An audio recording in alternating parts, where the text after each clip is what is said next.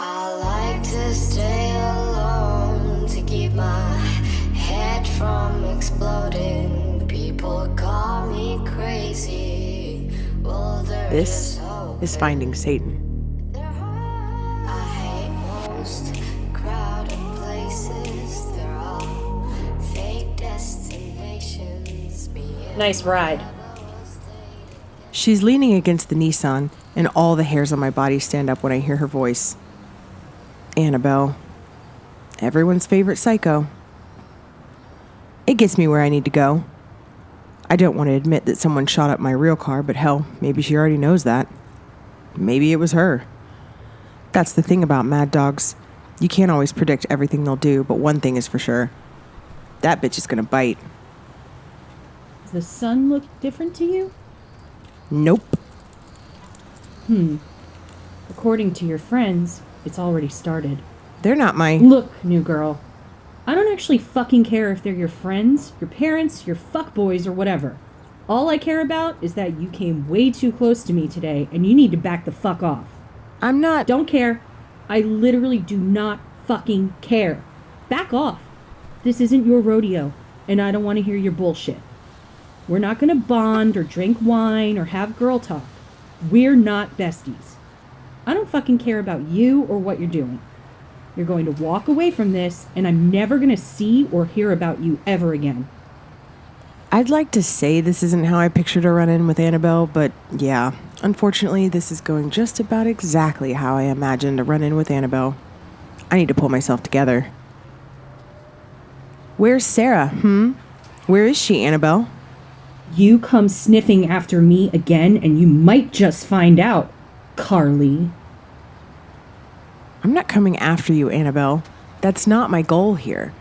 I'm just trying to find Sarah. Her face does something complicated that I don't understand. You don't want to find her. Trust me on that. Now walk away from all of this before someone gets hurt. She doesn't give me a chance to answer. A black town car pulls up and she gets in the back seat. It's got tinted windows so I can't see who's driving. They take off and I hurry over to the shitty Nissan thinking I'm going to follow them, but someone slashed one of my tires and carved POS into the driver's side door. Fucking psycho. I get the jack and the spare out of the trunk. There's a note from Easy on the spare in his perfect block letter printing. It says, "That'll be $250 for the tire." Great. I change the tire and think about my options. I'm not going to back off. That's not going to happen. But I do need a minute to regroup. As much as I'd like to stick around and see Nicole after she gets off work, I think the best next step is to head back home. I throw the dead tire and the jack in the trunk and dust off my hands. Time to get back on the road.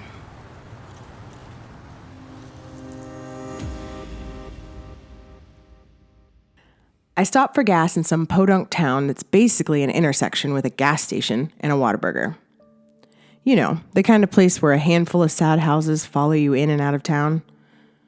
I don't see anyone walking around. The only signs of life are at the gas station. Lots of pickup trucks and beef jerky. No one looks at me. No one looks at anyone. While I fill up the Nissan's little tank, I text Nicole. Had to head back. I def want to hear more about you-know-what. She texts me back, but it's just an emoji, the thinking face one. I don't know what it means, so I get back in the car and keep driving and think about my next move. I want to call Matt. I hate to keep bugging him or overuse his helpfulness, but it's really nice to be able to talk to someone who gets it, someone to think and help strategize. But also, it's nice to just have someone to talk to, at all. So I don't call him. I just keep driving till I'm back at my little apartment, and then I work out to clear my head, and then I shower and make a tuna sandwich. I feel better after all that, but I still don't know what I'm going to do, so I vacuum and change my sheets and clean the bathroom. I'm still feeling a little low after the confrontation with Annabelle, but at least my apartment is clean. I'm debating a second shower when the phone rings. It's Nicole. Hey. Hey yourself. This a good time? Yeah, it's perfect. I just finished lifting weights. I wince at how douchey that sounds, but I'm committed now. Cool. Listen, you should stay away from that church. It's not a good place for people like you. People like me? Yeah, edgy people. Girls who look like they've had it rough. Girls whose parents aren't going to raise a huge fuss if they don't come home for a few days. I'm slightly mollified, but still. I think I look tough, but maybe I have "kidnap me, please" written on my forehead and no one's ever told me. I can take care of myself. Of course you can. I'm just saying, you don't want to mess around with them. Your friend went missing, right? Yeah. We've all got missing friends, or we know a girl, but if you go looking, you won't come back. That's all I'm saying. Yeah, okay. Thanks for the tip. You're totally not going to listen to me, are you? No, but it's nice that you care. That's what I thought. Well, if you tell me what to look out for, maybe that will keep me safe, I need more information.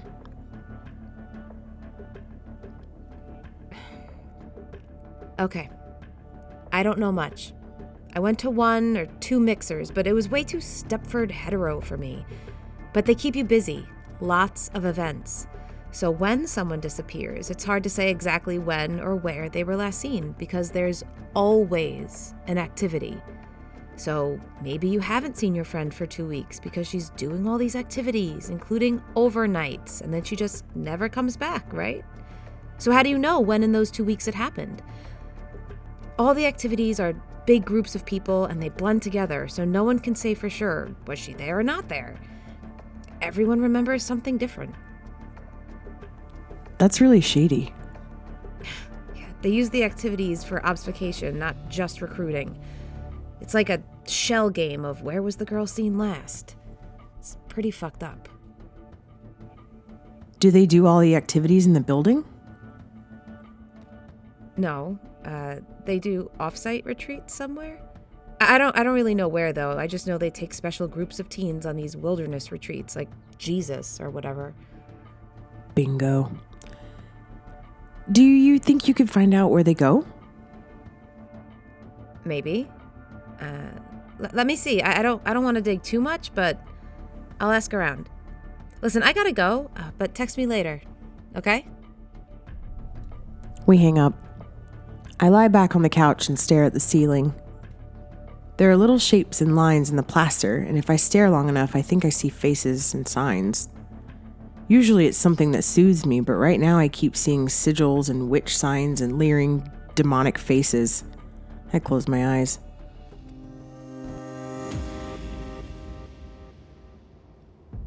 My phone rings again, waking me up. I blink. It's dark now. I must have fallen asleep. The phone keeps ringing and I make myself answer. It's easy. What the fuck did you do to the Nissan? I drove it to Dallas. This Nissan doesn't go to fucking Dallas, Clara. The Nissan doesn't like to travel, okay? You get me?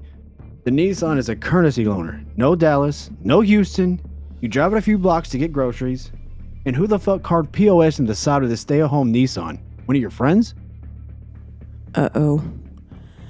No, man, I swear, I'm so sorry. I'll pay for it. I went up to Dallas to look for my friend and some psycho did that. I'll come by and pay for the damages. Of course you'll pay for the damages, for fuck's sake. Do you want the keys back? No, but if there is so much as one more scratch on my courtesy loaner, you'll be buying it, you hear me? Yes, easy. I'm sorry, man. I just have a lot of shit going on. I know, just try to take it easy. They start with cars, and then they move on to you. You know what I mean? So be careful. I hadn't thought of that. I hate taking shit from people, but not only is he right, and I know I'm in the wrong, but also he's got my car, and I love Betty. I'm not taking any chances. I take another shower and send a quick pic to Nicole. She sends me a sweaty emoji in return, and I grin. The call from Easy and the second shower helped me clear my head. I can't just stay home. I've got shit to do, And some of that shit might get the Nissan or me hurt. But I gotta do what I gotta do, and if the Nissan gets damaged, I'll just pay easy. I can always get more money, but I get the feeling I'm running out of time. I dress for the dark and grab my bag of tools. It's time to go back to Sarah's house.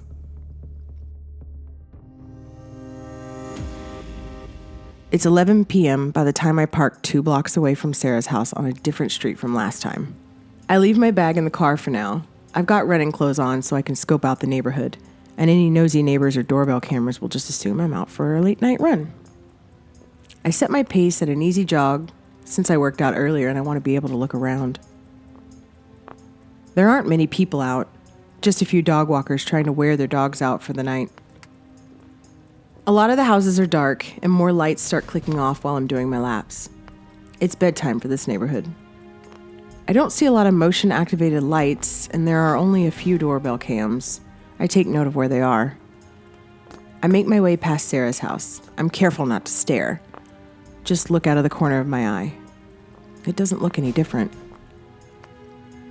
Her nosy neighbor has porch lights on, but all the interior lights are off. If I'm lucky, she nodded off hours ago and is in deep REM sleep. But she seems like the type to wake up every hour or two. I need to be careful. I make my way back to the car and drive out of the neighborhood. I drive around for 20 or so minutes before heading back in. I park on a different street and then bring the backpack with me this time. I feel pretty comfortable with the streets now, and I walk confidently to Sarah's house. You gotta look like you belong. I make sure to approach from the other side of the house from the nosy neighbor. I don't want to take any chances that she got up to pee and might spot me. It's as easy as falling in love. I walk up to Sarah's garage and no floodlights come on. No alarms go off. Just easy and quiet. I start to reach for the padlock and stop. Something's wrong. I look closer. It's not the same one I saw 2 days ago. It's brand new and a different brand. Looks similar from a distance, but up close, this is definitely a different lock. I pause for a moment, but I don't want to just stand around here crouched over a padlock. It looks fucking suspicious, so I stand and walk around to the side of the garage. There's a regular door here with a deadbolt. I just want to see in the garage anyway. I don't need to open the big door. I try the knob and the door opens easily. I step inside and a light comes up. Startled, I blink to adjust my eyes and look around. It's empty. There's nothing in here but a folding table. On that folding table is a note with my name on it. Fuck. I debate just leaving it there, closing the door and walking away. This isn't a good development, you know what I'm saying? People shouldn't know who I am. I'm nobody. I'm just some girl looking for a girl who was somebody. There shouldn't be notes left for me under mysterious circumstances. People like Annabelle shouldn't be waiting for me at my car. I'm meant to be scrounging for money, living on the edges, unknown and unnoticed.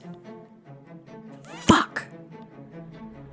I could just turn around, head back to my shitty apartment, wake up and watch cartoons and play pool with guys like Easy and hook up with girls like Nicole and just never worry about this again.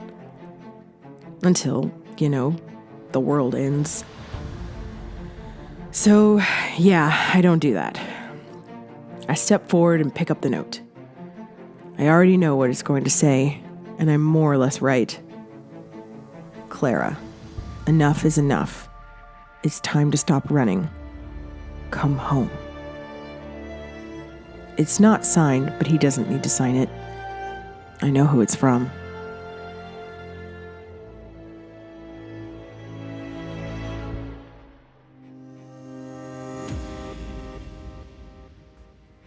He said he was an angel when I met him, and I believed him.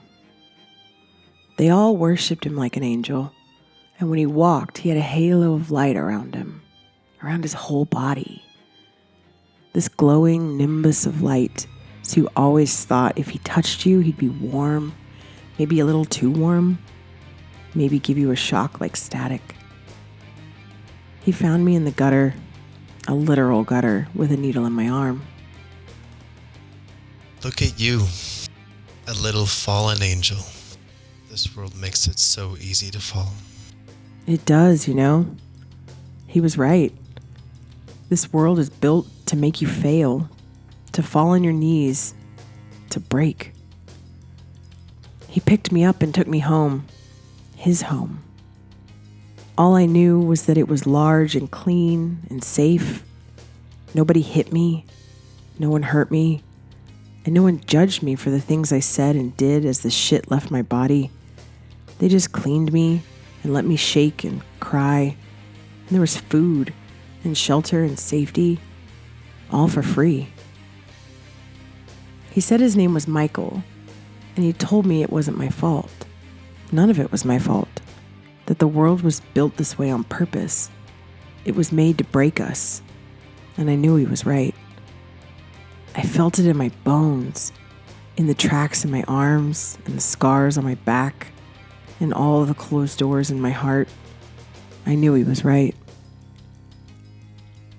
It needs to be cleansed. He'd whisper to me so close I could feel his heat. Cleansed? I said, still out of my mind with withdrawals. Will you help me? He asked, and I nodded. I would have agreed to anything to get him to stay, because when he was there, it wasn't so bad. The day is coming. The sun will change, Clara. It will change for you. For all of us. He said a lot of weird shit. I watched him a lot in those early days. We were so close. After all, he was the guy who helped me get clean. He was my friend. I loved the way the light followed him. It was weird. It wasn't like he was glowing. There was something dark about it. It took me months to put my finger on it. It wasn't that the light came from him, like I thought at first. No. He had a thin layer of shadow around him, pushing the light away. That's what did it, gave him the halo of light. Maybe he was an angel.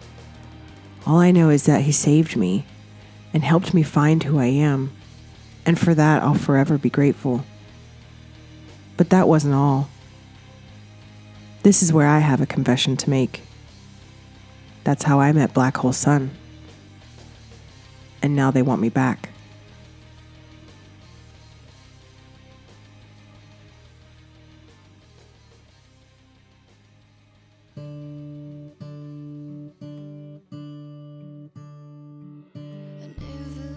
Finding Satan is written and directed by Gabrielle Aw, produced by Jeremy Herbal, and starring Abby Claus and Mike Scalero. Finding Satan is a Black Cat Collective podcast.